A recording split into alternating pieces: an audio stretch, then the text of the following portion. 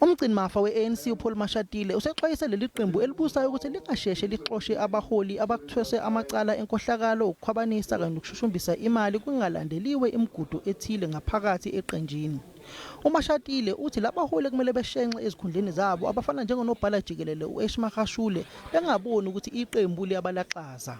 UMashatile ubekhuluma ngekathi iqembu elibusayo libungaza ingqalabutho yomzabalazo uSolomon Kalushi Mahlangu. There is no rush. We have to do things properly, follow our constitution, follow the guidelines, but make sure that those who are alleged to have been involved in wrongdoing or are charged for particular crimes, they must also feel that there is fairness in the organization when we look at these allegations against them.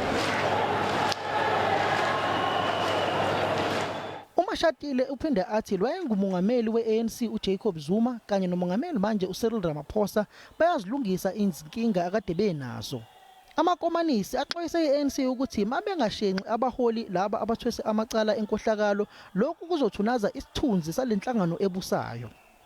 Those comrades who unfortunately are affected by allegations of corruption before the courts of law must respect that decision of the ANC and EC to step aside within 30 days.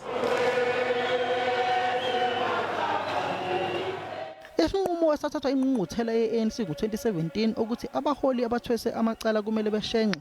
Lokhu sekudale uqhekeko olukhulu eqenjini elibusayo lokho kudale nokuthi ubumbano lungabi khona.